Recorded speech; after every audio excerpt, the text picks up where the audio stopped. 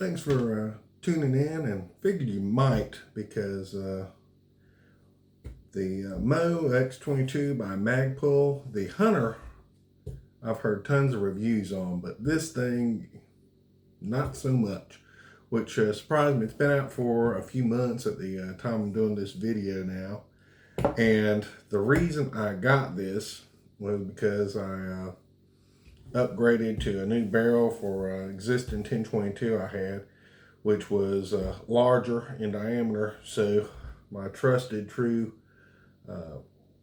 Hogue stock here isn't going to do the trick, sadly. Love it, and it's done a good job for me, and have no ill will towards it. But this was initially a little cheaper. It cost a bit more, though. If you get this sling swivel stud, you have to buy that separate if you want a bipod on there. So not as cheap as initially thought if you want a bipod on. And this attachment, a drawback to it for me, not for most people, but it's not going to accept every bipod. My favorite bipod I'm running right now is made by MDT. It will not fit in here. The angles of the swing swivel are not like any I've seen on any other rifle. Stud, I guess I should say, sling stud. So it won't work. So that's a big drawback to me. What can be a drawback or a positive, depending upon what you want to do exactly on this stock, it's extremely lightweight. This stock by Hogue is not heavy, but it comes in a pound heavier than this stock.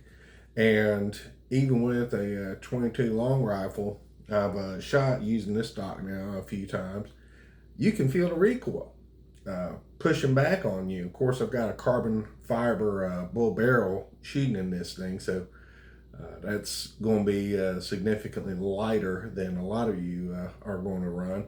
But still, it's a bit of recoil. It's not a big deal for me, but if I was trying to train somebody on this rifle, it would be a detractor. You know how shy new shooters can be to any recoil at all, and you feel a little bit with this.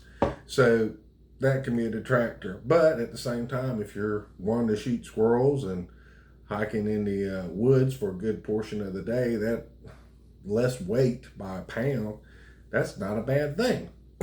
Another thing that's can be nice on this, you've got recessed points here on this rifle.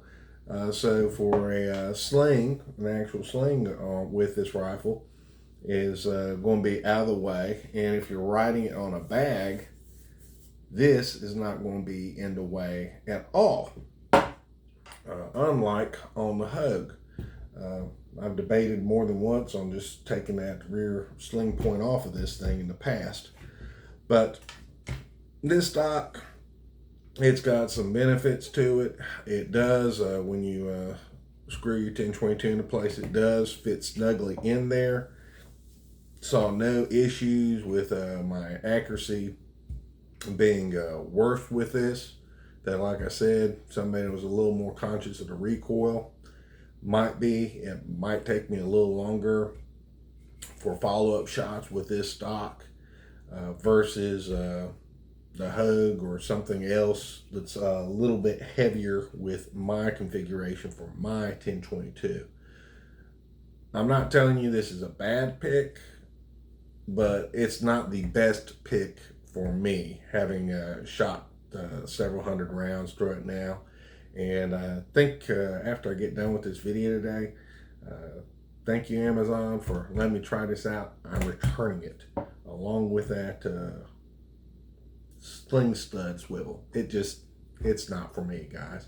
Might be for you, whichever choice you make. Oh, and one other nice thing about this that I failed to talk about, you do have channels for both the bull barrel and the regular barrel, which is one of the reasons I thought to get this. You do have to screw them in, and one more negative with this thing for screwing this in and out, as well as the additional cost of the sling swivel M-lock stud there. They don't include hex keys. Not a big deal if you're a handy guy or gal and you've got those laying around and can do it. Fortunately, this long into my life, I got them. It was not an inconvenience to me.